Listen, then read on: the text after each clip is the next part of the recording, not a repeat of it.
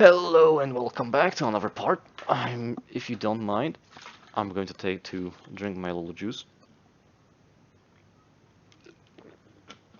Ah, I like this juice. It's called Frugo, and it's one of the best juices in Poland. But I don't live in Poland right now. But we have Polish shops around here, so that's neat. All right, let's get to it. Let's get back to this thing. So we've created the mountains, all of like four of them. We've got the horizon line. Now let's take a look back at the picture I created. What needs to be done next is we sort of need a little bit of water down there.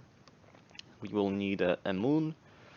We will need a sky and stars. Yeah, there's a lot of things to do here. So we have all these mountains here, and they're all colored differently. And hell, if you feel like it, you can do make the each mountain colored a different color, like green, yeah, blue, red, yellow, and make this a very colorful piece. But what I like to do is it's the night and it's going to be a little bit dark. So we're going to do kind of the same thing I've done with my thing. And we're going to create a new group and call this raw raw mountains. We're going to move those mountains into the group. And the reason is, if we ever feel like going back to the original mountains, we're going to we're not going to have any trouble coming back to them. We can just, you know, enable them again, and we will see them again if we ever feel like we've done something wrong and we want to go back and rasterize layers. This will obviously increase the size of your file, so yeah, be careful with that. But otherwise, it's not going to affect too much this thing. So we have the mountains, and let's color them a different thing. Like for example, this mountain, then go darker with this mountain, darker, and darker. And as you go darker, don't go to the left to the gray area. Go a little bit in this line towards darker, so it's more saturation. Because if you go towards this part, the mountains will look very desaturated, very gray, and you don't want a gray mountain.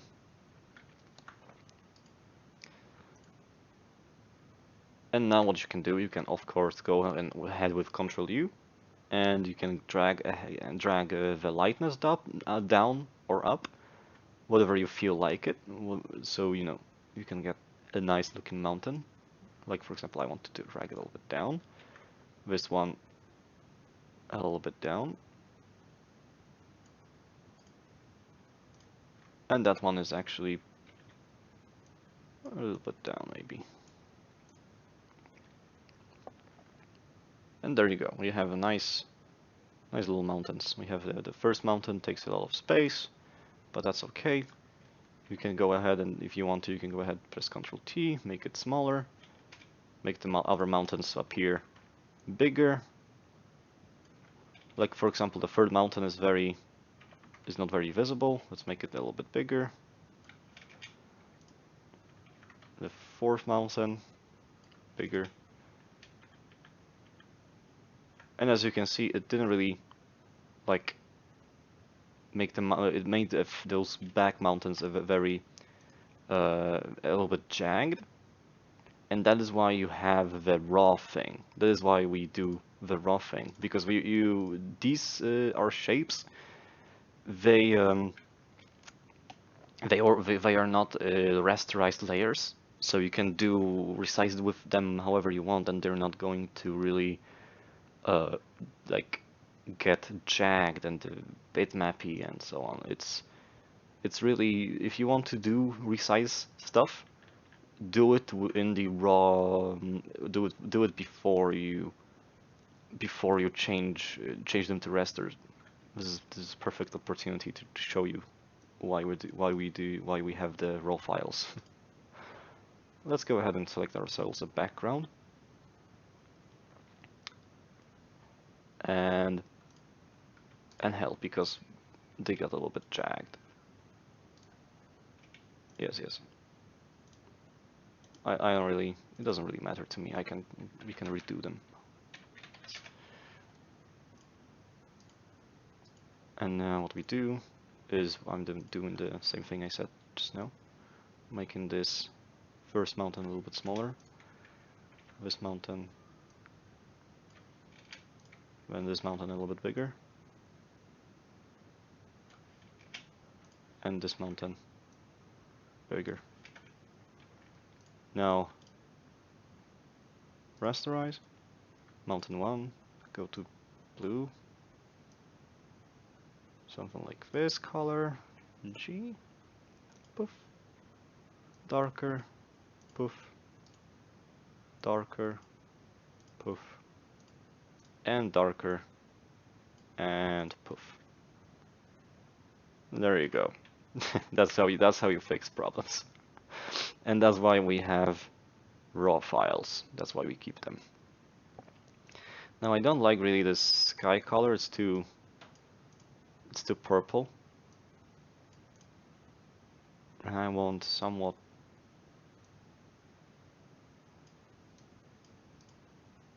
Yeah, this will be a good shade. You can go ahead a little bit darker with it. Yeah, there we go. There we go. Don't care about the sky yet. Don't care about the sky. We're going to create the sky soon enough. Don't worry. And how to do the sky? Very simple. You can either go ahead and like make the mountains a one layer, and you just duplicate this group and then make them a one layer. Then you know, or you can just select like this, and then go ahead and select inverse. Go ahead and select inverse, and create a new layer somewhere. And you can just press G and paint this side. Then go ahead to marker tool, because the mountain is like this, and delete this part, and you have the sky over there.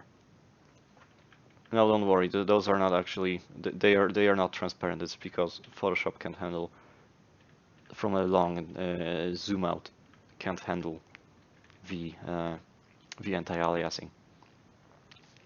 You can do this if you want the mountain, if you want the sky exactly to the shape of the mountain, or you can do a simple mark with the marker tool.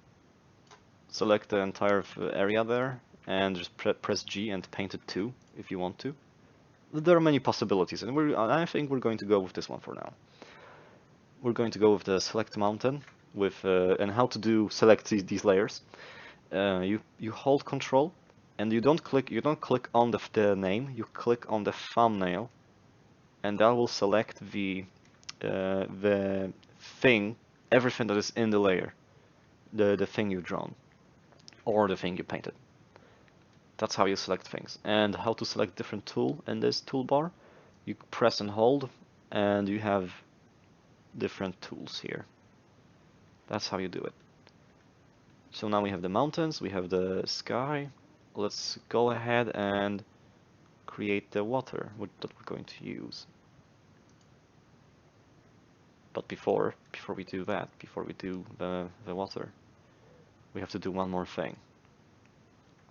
And that is, we need to create. What I've done in this piece is you can see here that the mountain goes like slightly like this, and I actually don't know why I did it, but I don't know. We can do something like this too, but this time no. This time let's do the water like this. Let's do it like this. Or no, fuck it. No, I can't. I can't live without the little slope. And remember, you can drag it around, so don't worry if you make it too big or too small. There we go. Don't care about that thing. Don't care about it. It's outside the canvas, so don't worry about it. Ah, damn it. Let's zoom in. Let's zoom in here.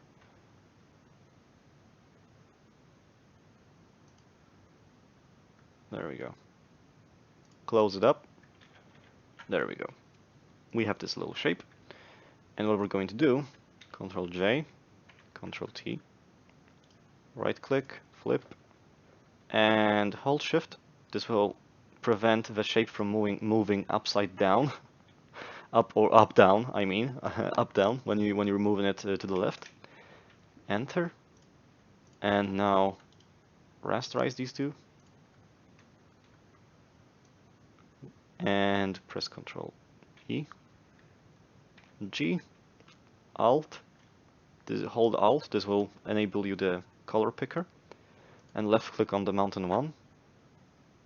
Stop holding Alt and just paint those two new shapes in. And Control E. And there you go. There's mountain one. How to make a mountain with these slopes very easily.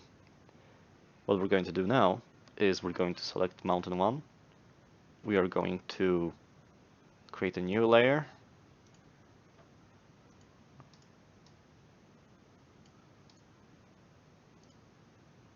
That's an empty layer. Layer 3, we're going to call this water. Sky. And water is going to be a little more shade of green. Oh, that's right. Select, inverse, don't forget. And what we're going to do, we're going to delete this up here. Delete. And we can now select a nice little shade of blue for our water. And I think this is a good shade of blue for water.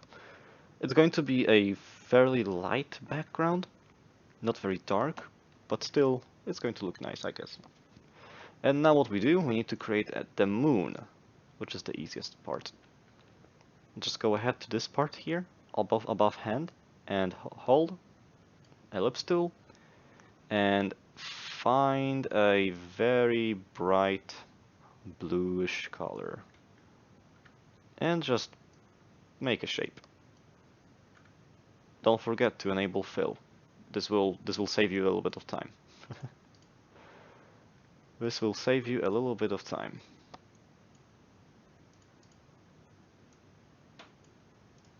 Oh, there we go. And you can obviously drag these points around to get the moon where you want. Or you can go ahead and press Ctrl T, resize it however you want. I want the moon to be a rather big moon. And this is the center of the piece, so that's where we're going to put them, the little bad boy. And now we have moon raw. Duplicate, moon. Hide this one. Rasterize this one. There you go. That's how you get all these mountains, the water, the sky, and the moon. And we can call it done right now. I mean, it's looking already okay. So we can just call it quits now and save the picture and be like, yeah, whoa, we've done it. But obviously we want it to look nice. We want it to look like that background I've made. So it's not done yet, obviously. So we're going to continue in the next part. We're going to continue with. I'm going to show you how to make stars for your sky really easily. So you don't have to like paint each star yourself. Just we're going to create a brush for it. Don't worry. And I'm going to show you how to do the moon crystallized, how to get this little gradient on the mountains, how to get those clouds, how to get the water to reflect, and so on and so forth. We're going to continue. So thank you so much for watching. Hopefully you've enjoyed this video, this part, and see you in the next part where we continue with this background thing. Thank you so much for watching. See you next time. Bye bye.